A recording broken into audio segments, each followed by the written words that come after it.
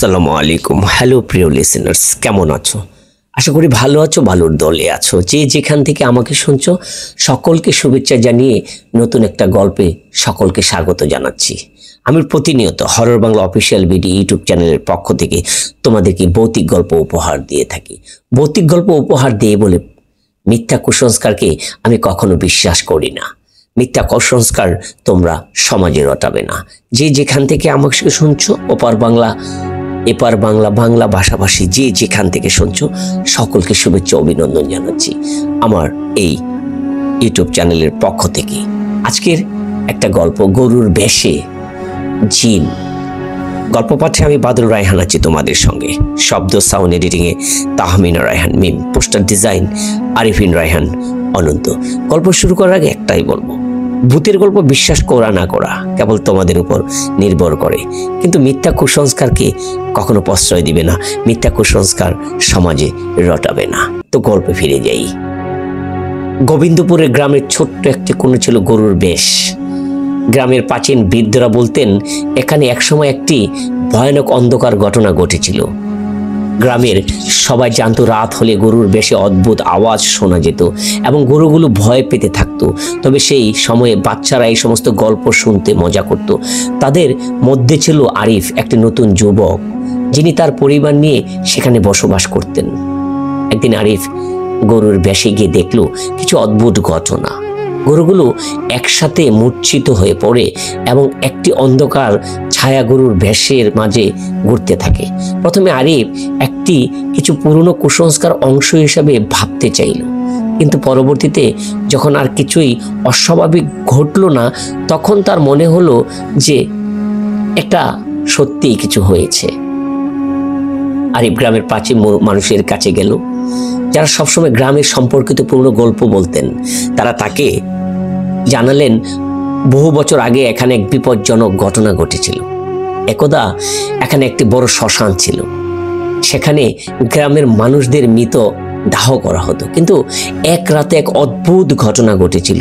সেখানে এক তরুণী আত্মহত্যা করতে এসেছিল এবং আত্মহত্যা করেছিল। তার আত্মা সেখানে ঘুরে বেড়াচ্ছে, আজও মানুষ মনে করে।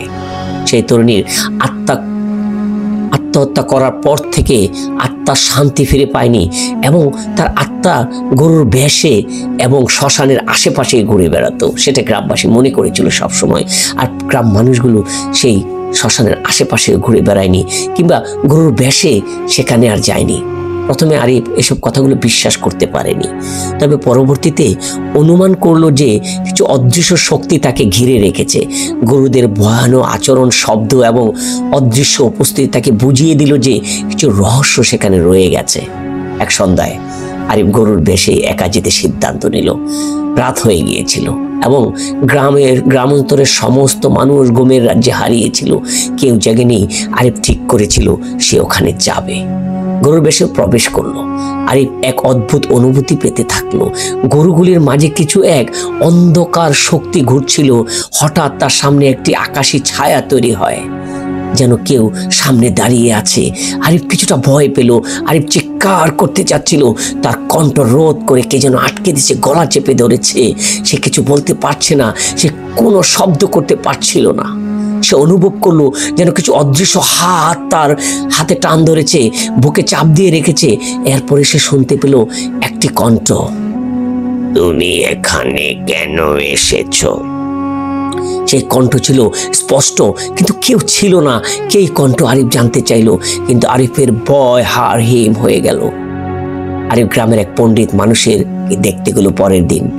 সে বহু বছর ধরে গ্রামের আধ্যাত্মিক বিষয়ে উপরে গবেষণা করছিল। পণ্ডিত তাকে জানালো যে গরুর বেশে যে ভূতের উপস্থিতি রয়েছে তা আসলে এক প্রাচীন জিন বা আত্মা, যা মানবিক জীবন ও মৃত্যুর মাঝামাঝি অবস্থায় থাকতে বাধ্য করেছে তাকে। সেই আত্মা বা জিন তাদের স্বাধীনতা হারিয়েছে এবং গরুর বেশে আবদ্ধ হয়ে গেছে। পণ্ডিতের মতে আরিফ এই আত্মাকে শান্ত করার জন্য কিছু প্রাচীন উপায় অনুসরণ করতে থাকলো। একদিকে সে যদি এই আত্মাকে শান্ত করতে না পারে, তবে সে আত্মা আক্রমণ আরো বেড়ে যাবে। এই গ্রামের ভয়াবহ বিপদ ঘটবে। আরিফ পণ্ডিতদের দেওয়া উপায় অনুসরণ করতে থাকে। কয়েকটি সন্ধ্যায় গরুর বেশে গিয়ে পুরনো আধ্যাত্মিক রীতিনীতি পালন করতে শুরু করলো। সে কিছু তাবিজ মন্ত্র এবং উপাদান ব্যবহার করছিল। এক সন্ধ্যায় যখন সে একটি বিশেষ মন্ত্র উচ্চারণ করছিল, তখন গরুর বেশে এক অদ্ভুত আলোর সৃষ্টি হয় এবং সেই অদৃশ্য শক্তি ধীরে ধীরে নিস্তব্ধ হতে থাকে, নিস্তেজ হতে থাকে। শেষে আরিফ অনুভব করে যে গরুর বেশে আর কোনো অদৃশ্য উপস্থিতি নেই। গ্রামবাসী খুশি হয়, তার সাধুবাদ জানায়। তবে আরিফ জানতো যে এটি শুধুমাত্র একবারের জন্য ছিল এবং এর পিছনে একটি গভীর রহস্য এখনো রয়ে গেছে। এই ছোট্ট গল্পটি প্রাথমিক খুঁটি। আপনারা চাইলে এর চেয়ে ভালো ভালো গল্প আপনাদের সামনে উপস্থাপন করব। আপনারা যেখান থেকে শুনলেন সকলকে শুভেচ্ছা অভিনন্দন জানাচ্ছি। যারা চ্যানেলটি সাবস্ক্রাইব করেননি সেই সকল বন্ধুদের চ্যানেলটা সাবস্ক্রাইব করে সঙ্গে থাকার জন্য অনুরোধ করছি। আর তোমরা গল্প পাঠাতে চাইলে আমার ইমেল কিংবা হোয়াটসঅ্যাপ নাম্বার ডিসক্রিপশন বক্সে দেওয়া থাকবে, সেখানে গল্পগুলো পাঠিয়ে দিও। ভালো থেকো, নমস্কার, আল্লাহ হাফেজ।